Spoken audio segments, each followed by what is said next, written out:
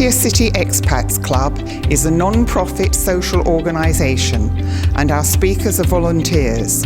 The club as such assumes no responsibility or liability for the professional reputation of or the quality of services provided by the speaker today.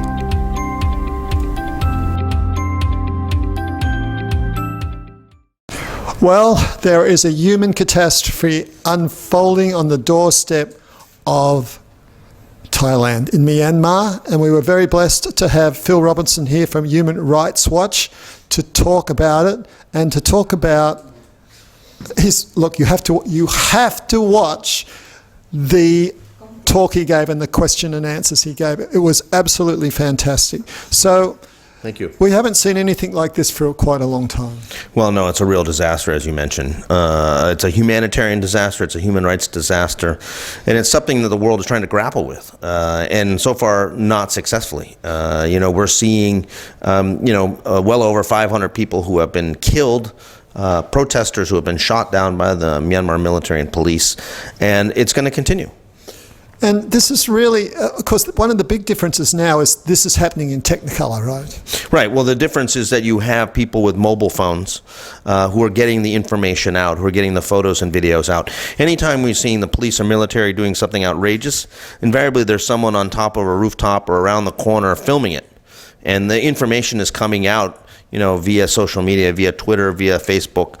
We're seeing these things. And people are demanding the world help, the world take action. And so far, at least from the UN Security Council, we're not getting what we need. And this is really very, very disappointing, because it's not like in the old days where there's some sort of sense of deniability or, this is fake news or anything like, oh God, I hate that expression, fake news.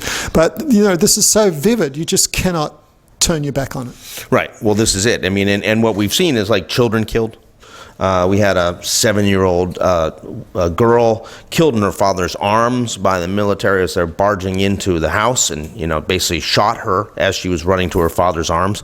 I mean, these kind of outrages need a response. And to date, we're seeing some action by the U.S., by the U.K., and several countries. We're putting targeted economic sanctions on the military leaders and the companies that they control in Myanmar. But it's not enough. We need to see a lot more action a lot faster. So let's start best case and worst case. What's your best case scenario?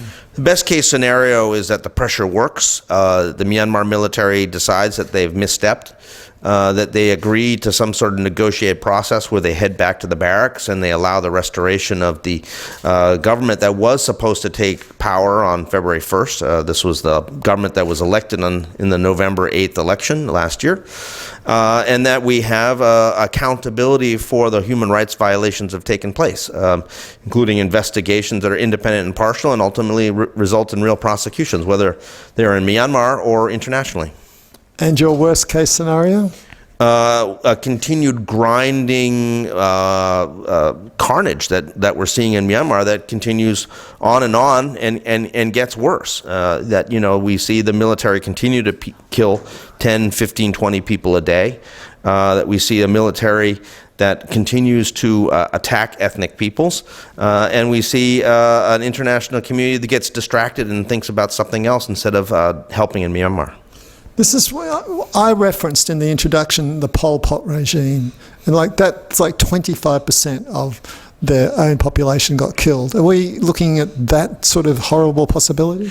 Well, I mean, that was technically a genocide. I don't know that we're going to get to that point because I think the people of Myanmar are going to resist. Quite clearly, we've seen the most massive public protests and resistance that we've ever seen in Myanmar. And so I think that they're not going to allow themselves to be victimized the way the Khmer people were by the Khmer Rouge.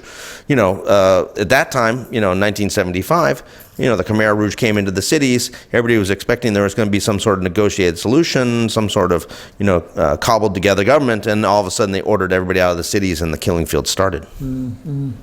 Well, it's one of the great possible human tragedies unfolding in front of our eyes, in horror and technicolor horror because of mobile phones, etc. So I really want to thank you. And if people want to keep up to date with the most thing, they can follow you on Twitter is one thing. Sure, they can follow me at Reaproy, Reaproy. They can also look at Human Rights Watch's webpage, hrw.org. You could also go to Twitter and look at hashtag Save Myanmar. There's a lot of information coming there as well. What we've seen very interestingly is that the people of Myanmar have recognized that the world community is looking at Twitter, and that's where they get a lot of information. So we have seen a massive flood of people using Twitter for the first time ever, people who have only joined the last 2 weeks or 4 weeks, and trying to do whatever they can do to get the word out, and it's really impressive. And so Twitter is one of the ways to really follow what is happening in Myanmar.